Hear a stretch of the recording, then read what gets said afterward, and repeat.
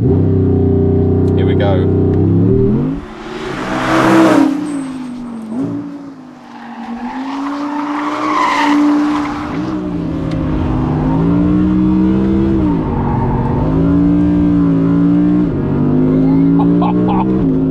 Hey guys, welcome back to another video. I'm out here in Seville in Spain for the first drive of Audi's R8 GT. This particular one is in frozen Suzuka grey and it's absolutely gorgeous. The R8 GT is kind of the farewell to the brilliant and iconic R8. It's been around since 2006 and I remember the day that it was launched like it was yesterday. And the original car has not aged at all. And I think the second generation just modernized and updated that. And then we find ourselves with this, the last hurrah, where Audi have literally thrown everything at it. They're only going to be producing 333 of these, and the UK are getting 15. So I wouldn't be surprised if they're already sold when this video goes out. In terms of pricing, it hasn't been confirmed in the UK, but I'm guessing it's going to be around £200,000, give or take a few grand.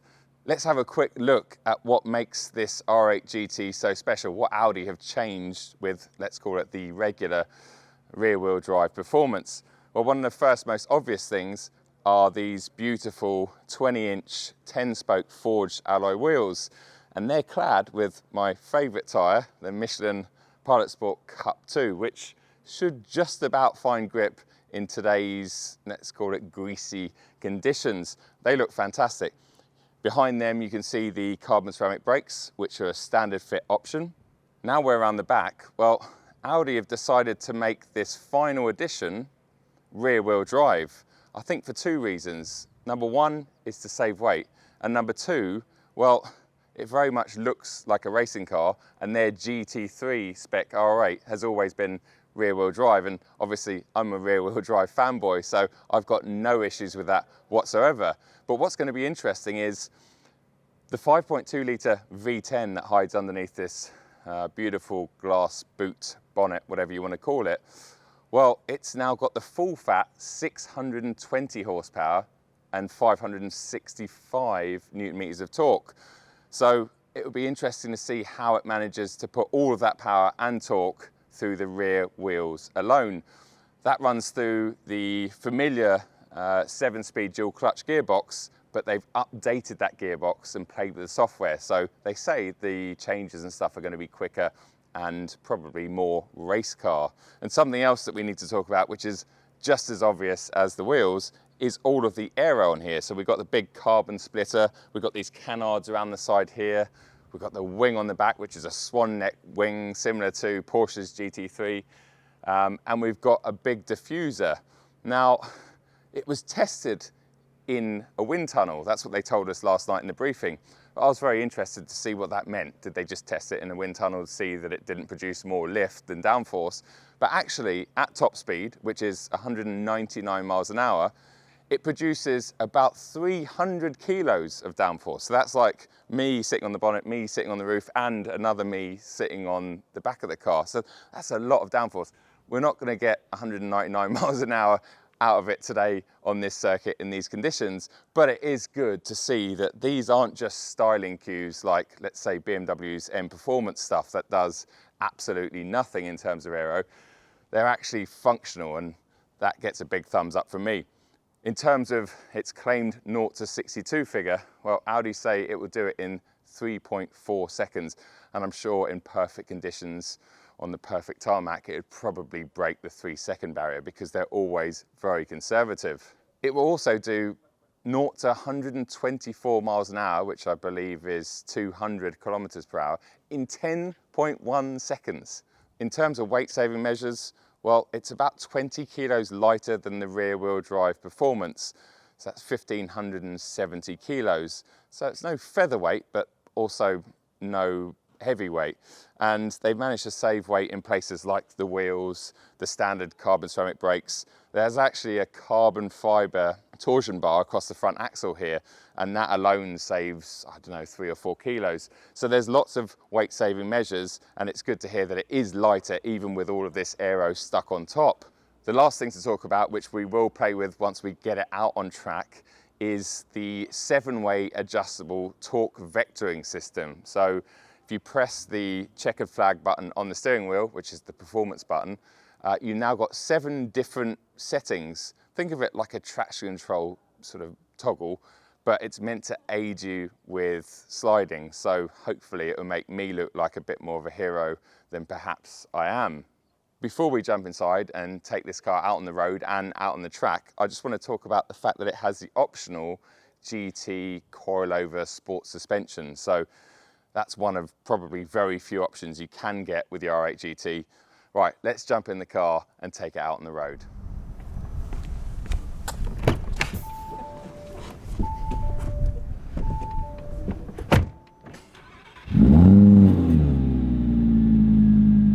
We're not actually allowed to take these cars out on the public road, but I'm going to drive around the circuit as if it was a road and talk to you about what this car is like at normal speeds before we put a helmet on and start pushing it. I think the timing is going to be pretty good because it was very wet this morning and it's now gradually drying up. So I'm in auto drive, everything's sort of knocked back into its most docile setting, if you like.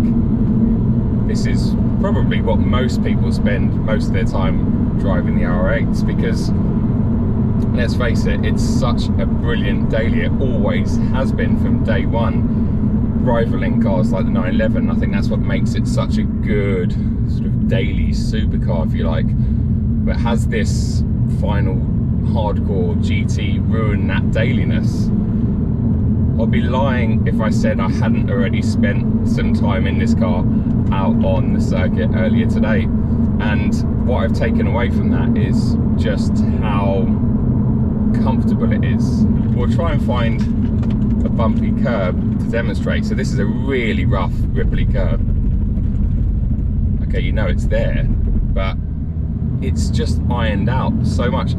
It's got a lovely fluid motion about it, which is what you would expect from an expensive suspension setup. So using it as your daily in the UK for those lucky 15 customers, it's going to make perfect sense. It's going to be arguably more comfortable than any other R8 to date. In terms of driving position, well, I've always struggled with R8s and their driving position, unfortunately.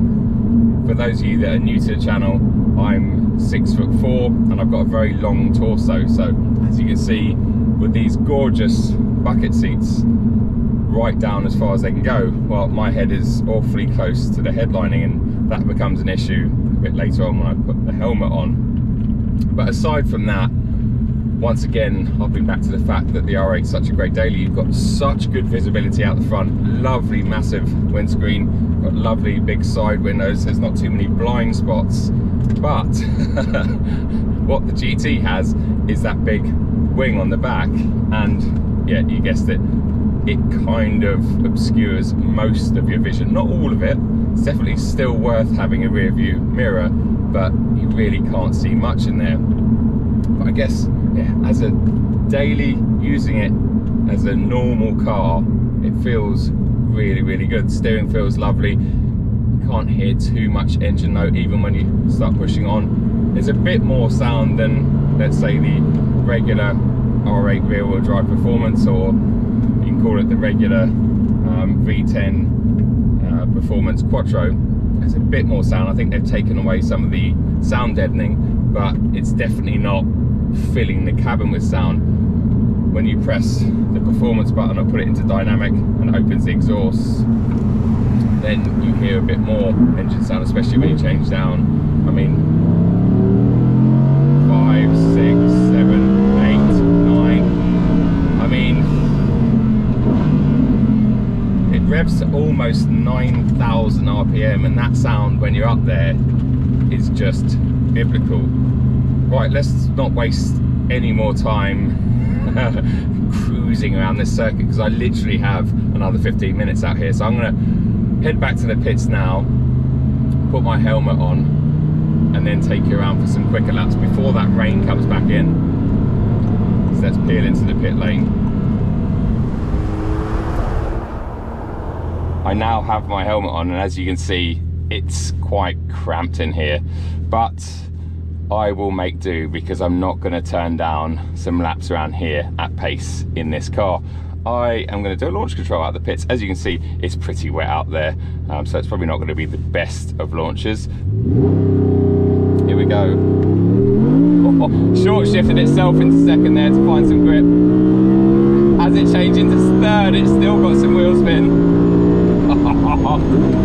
I mean, what a piece of kit. Turn it in here. I mean, as you can see, it's still very slick out there. We'll try and get some temperature into these cups. It's a totally different animal when you turn the right buttons and press the right knobs.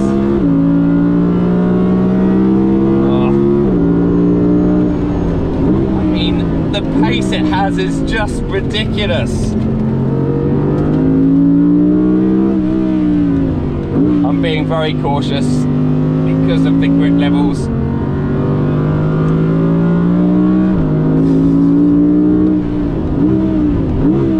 So can I feel that extra horsepower? Can I feel the full fat of that 5.2 litre V10? Well, once again,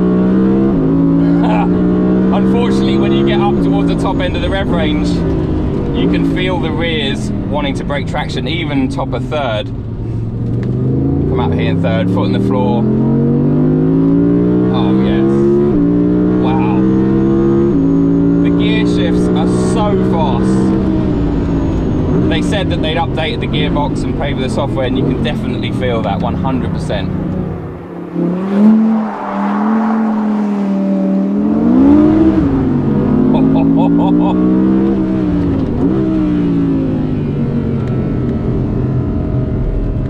It's so balanced. I mean, it's a mid-engine supercar, isn't it? But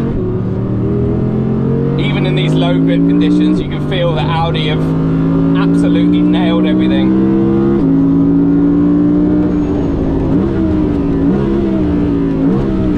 I remember when I did the R8 V10 rear-wheel drive performance almost exactly a year ago, actually, in Gran Canaria.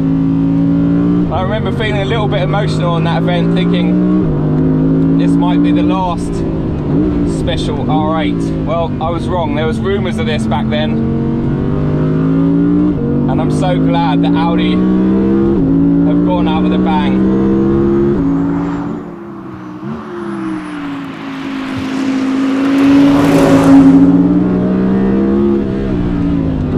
While I just attack this for a bit.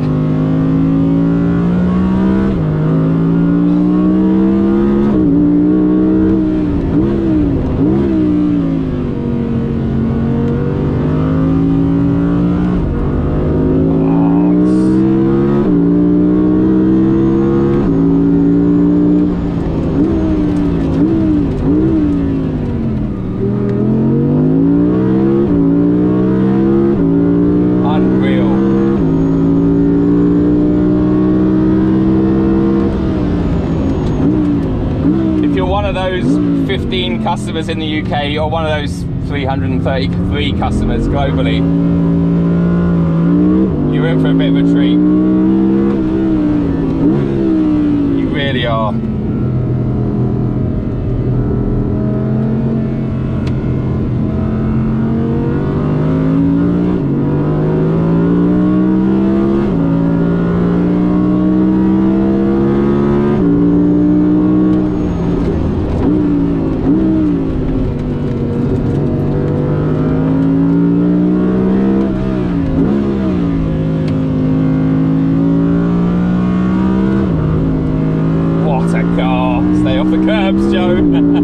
They are still very slippery.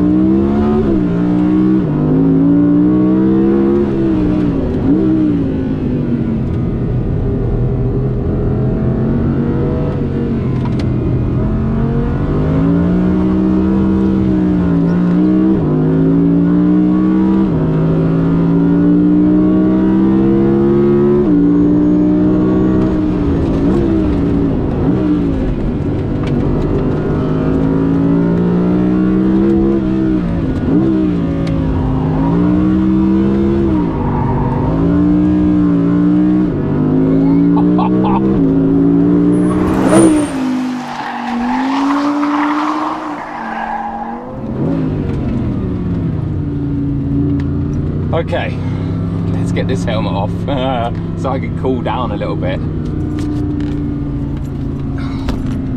and gather my thoughts.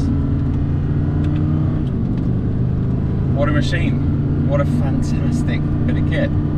Yes, it might be 200 grand's worth, but wow. Okay, aside from the driving position, which for the taller folk like me isn't ideal, especially if you're going to track it with a helmet on, everything else about this car is just brilliant. And it really is sad now. It is sad because this kind of marks the certain end of the brilliant R8. And that car, since it was launched in 2006, I remember when it was launched, it was so futuristic, so cool. And in fact, the original R8 still looks fantastic today. Every bit as modern and futuristic as it did when it launched way back then. It was never the sharpest driving tool. It was good, but it was never amazing. But it had a nice balance of doing everything. Like I said earlier on, it was kind of Audi's 911. But this car has just elevated all of that, especially the driving experience. The dynamics of this car, even on this surface, unfortunately with the rain we got this morning, I know I keep banging on about it, but I really wanted to feel what this car was like when you pushed it hard. But oh wow, I'm going to take my hat off to Audi. Just like with their current RS3, that's a fantastic driver's car, they've really nailed this car now. And it's going to be so sad to see it in production very soon. Guys, I hope you really enjoyed this video. I had an epic morning, as you can see. It's all been a little bit rushed, as these press events are, but what an opportunity. Thanks to Audi for inviting me out here. And yeah, just wow. I'm going to go and get a cold drink and relax for an hour. Take it easy.